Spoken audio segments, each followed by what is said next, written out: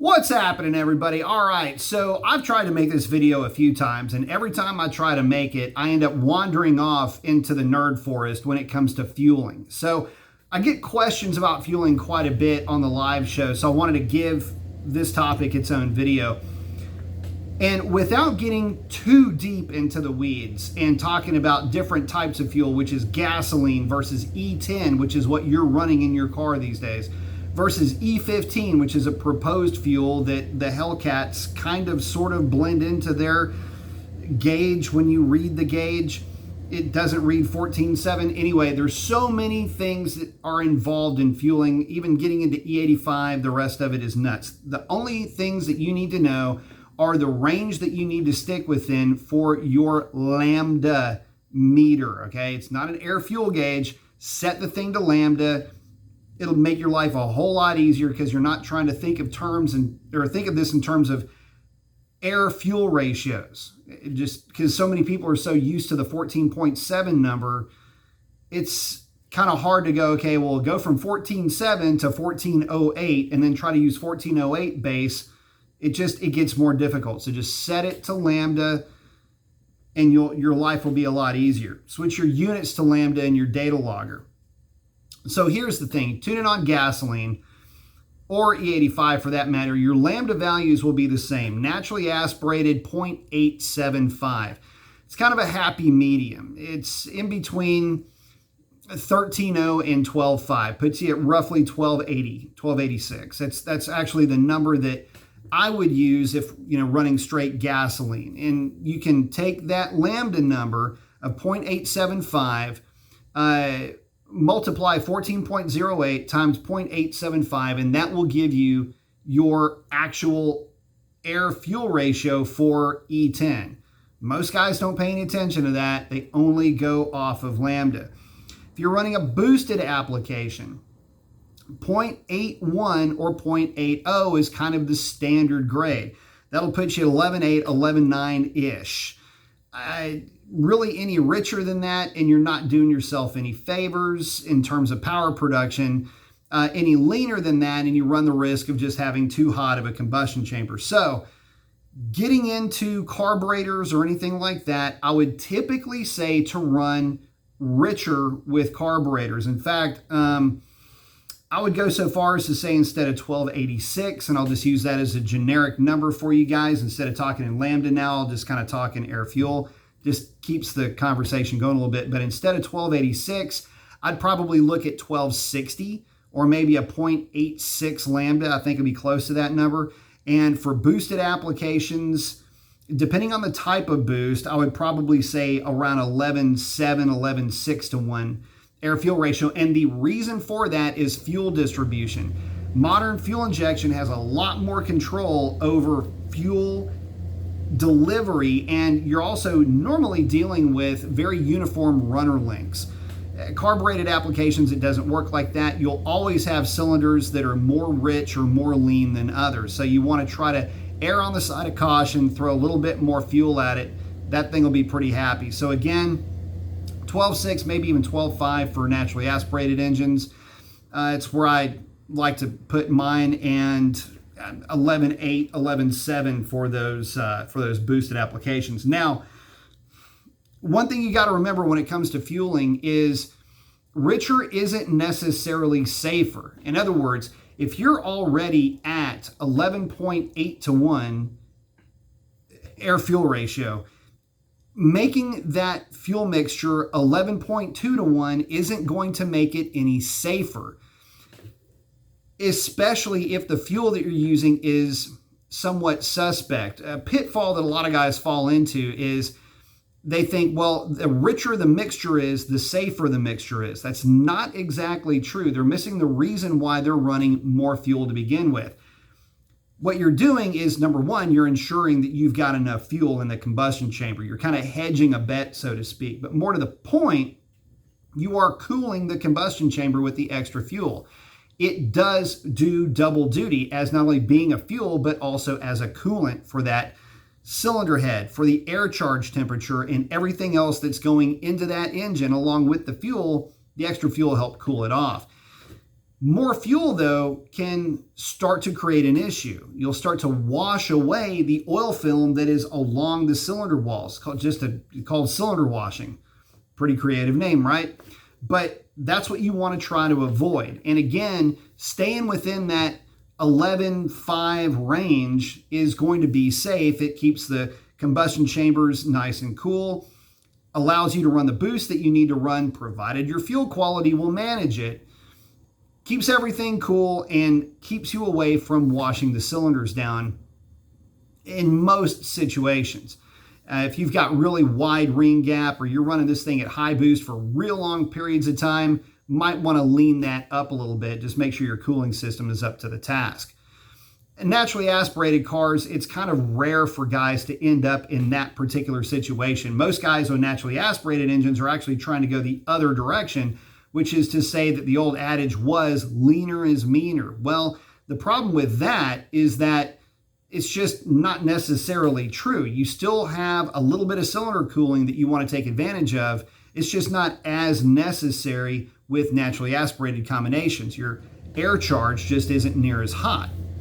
So the idea with that is you run it a little bit rich, make sure you've got enough fuel for the combustion cycle and some cooling processes, and you'll be just fine. Again, that 0.875 or 12.8 to 1 air fuel ratio at wide open throttle in this case is typically going to be kind of that sweet spot. On tip in, you might get a little bit richer than that. That's totally fine. 12.6 is no big deal. It's a temporary condition anyway. But don't make the mistake of thinking that if you throw more fuel at the tune, it somehow or another just gets safer, or you're keeping the car out of pre-ignition or knock. That is not necessarily the case at all, especially, again, assuming that you're running the correct fuel for your application, either for your compression ratio if you're naturally aspirated, or for your boost level if you are boosted. I know that's an oversimplification, but I'm trying to keep this as simple as I can. So if, for example, you have a boosted application, let's say it's a Hellcat. Hellcats are easy to pick on because they have positive displacement superchargers, which generate a lot of heat, and they're heavy, which means you have a lot of load. So let's say you're looking at a Hellcat and you have somehow or another wound up in a situation where you've got 89 octane fuel or 87 octane fuel.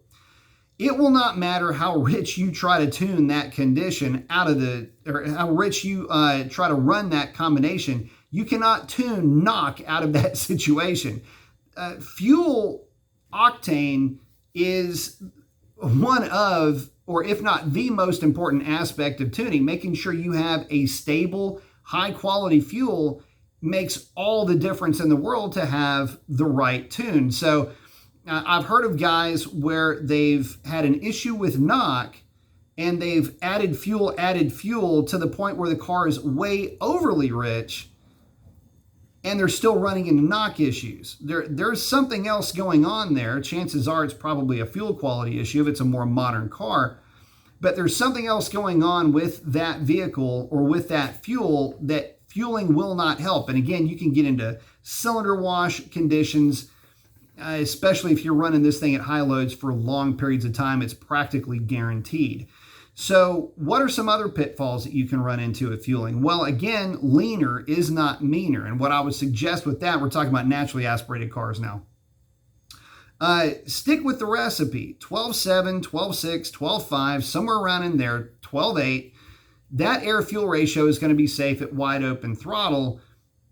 Going any leaner than that is simply not going to yield any real positive result, especially on the street, not at street engine coolant temperatures. And that's another thing. Guys will typically maybe tune the car lean on the dyno. It puts down a pretty impressive number, and that suggests to them that, well, the car prefers that air fuel ratio. Not necessarily the case. In fact, once that car gets to full operating temperature and you've got normal operating cylinder head temperatures, that leaner mixture could result in a lack of knock protection. So again, you could run the right fuel and still be too lean. That would typically put you at like 13.2, 13.3, which is, believe it or not, where I've seen some guys come into the shop and that was where their fuel was sitting. So Just trying to bring some of my experience into the fold here. So again, to review, naturally aspirated Lambda is somewhere around 0.875, or in other words, 87.5% of the stoichiometric value. You're just going to see it as 1286 or 1285 on your wideband. So, and 0.81 or 0.80, you'll see that as 11.7 to 11.9 on your wideband for your boosted applications. Don't try to throw fuel at a problem. If you see that the car is starting to pull timing, especially short-term knock, and you know that your fueling is correct, you're not going outside of your injector duty cycle, fuel pressure looks good, then that means you certainly have a fuel quality issue. Get that fuel out of the car, get a quality fuel in there, and restart the testing procedure.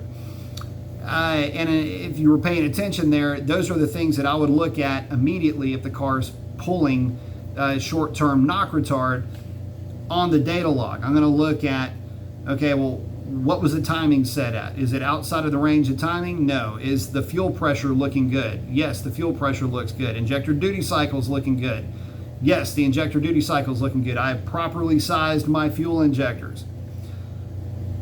So then the only thing that can remain after that is going to be fuel quality. Don't try to richen the problem away. You will only make the situation worse. Also, for you guys that are tuning with fuel injected systems, it is imperative that you size the injectors properly. If you start to see regularly injector duty cycles of 85%, 90%, you are working up to the functional limit of that fuel injector, especially if you're working within an older system. Some of the newer systems are able to ramp up fuel pressure to make up for the higher injector duty cycles. But I would still recommend, if you're seeing that number in a non-stock application, to make sure that you are getting the right size injector. One of the weird things is that, and I don't understand where this comes from, but a lot of guys try to run with undersized fuel injectors. I'll never understand that. And so far as I can tell, I've never had a situation where a car ran better by having too small of an injector running significantly higher pressures. Run the right size fuel injector for what you are tuning or what your build is going to require. In other words, I like to see a maximum of 85% injector duty cycle in low density altitude conditions. In other words, nice, cool, crisp air. 85, maybe 90% is okay. But you start getting outside of that, and if, for example, let's say you get a tank of gas that's not exactly great, fuel quality isn't exactly on par, you need to be able to have some overhead, because in that situation, your computer may richen the mixture to try to make up for the lack of, or, in other words, it's starting to pull timing and it's trying to richen the mixture for whatever reason. It could be anything. I want to start getting into all the reasons why I would do it, but just, you want to have a little bit of overhead there, primarily for fuel quality issues. Stick with an injector that is appropriate for the build that you're making. Don't try to force a smaller injector to work. It's probably not going to, at least not long term. So at any rate, take a look at your fuel trims. Always make sure that your fuel injector duty cycle is within a range that is, say, 85 to 90%. Don't try to throw fuel at a problem. If you see a situation where the engine is pulling, your knock sensors are being triggered and you're starting to get knock retard for seemingly no reason, in other words, your fuel pressure looks good, injector duty cycle looks good, chances are it's fuel quality. You need to get better fuel in it. Don't try to richen that problem away.